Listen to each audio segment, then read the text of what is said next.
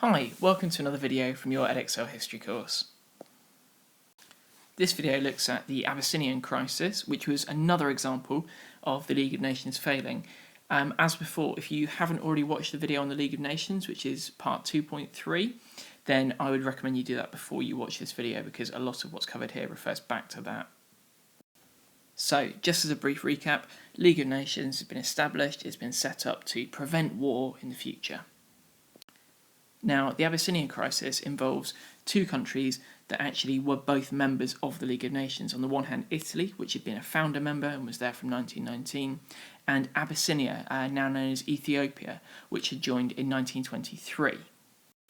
Now, these two countries actually had a lot in common. They'd signed a Treaty of Friendship in 1928, and they had both signed up to the Hoare-Laval Pact in 1928 as well. You might remember the Hoare-Laval Pact from the Nazi Germany unit, which is basically the pact where it kind of looked at preventing and renouncing war. So countries that signed up to that had agreed not to use war, kind of as a means to advance their own interests. There are a couple of concepts that are going to come up in this video which are kind of beyond the scope of it, which you'll need to look up separately, otherwise we'd run out of time during this kind of concept. But one is fascism and another is that of empire. Now, if you're unfamiliar with either fascism or empire, do a little bit of research and then come back to this video. Italy is run by the fascist leader Benito Mussolini, gave himself the title Il Duce. As a military fascist leader, keen to extend Italy's empire, Italy already controlled Libya, Eritrea and Somaliland in Africa, and he's looking for other countries to expand into. Now, Ethiopia, or Abyssinia, was the next natural choice.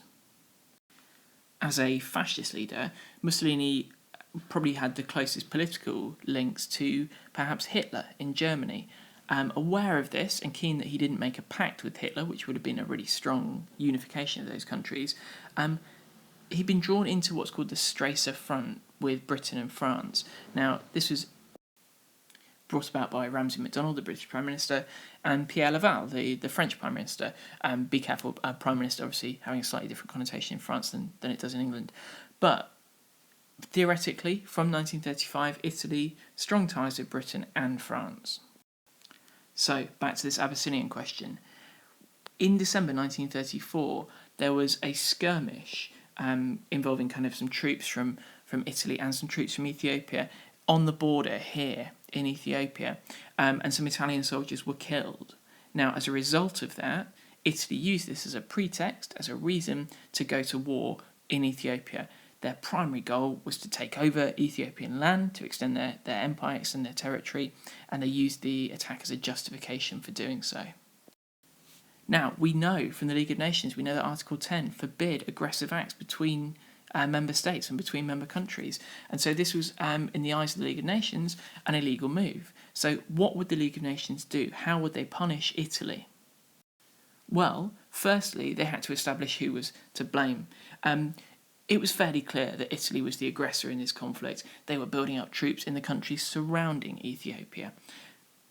And given the technological advances they had, which Ethiopia didn't possess, it was obvious that in a conflict they would easily win.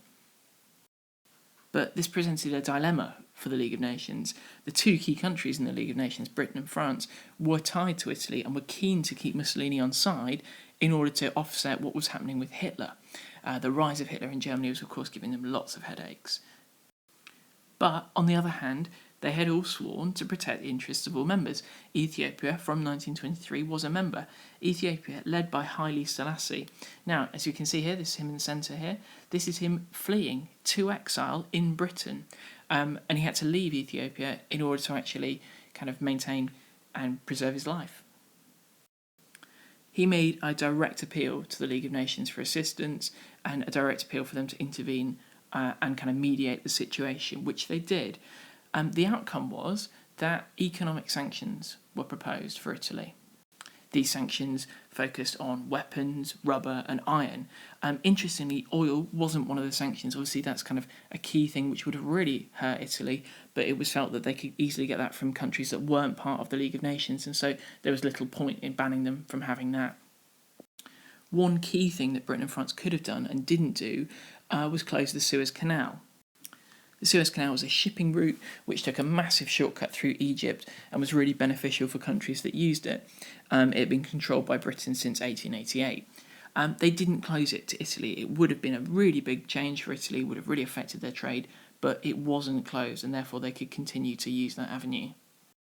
But that's not to say that negotiations weren't going on, and in fact what was happening is that behind the scenes, two people were hatching a plan to try and solve this crisis. They were Pierre Laval, as we've seen, the Prime Minister of France, and Samuel Hoare, who was the British Foreign Secretary at the time.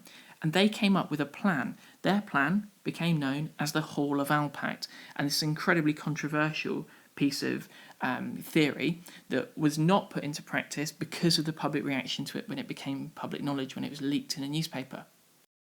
Their plan, as you can see from the map here, was to hand over some of Ethiopia or some of Abyssinia to Italy. And you can see those areas to become Italian-controlled, which were here and here, and areas which become areas of Italian economic influence. In other words, they would control the natural resources that were there.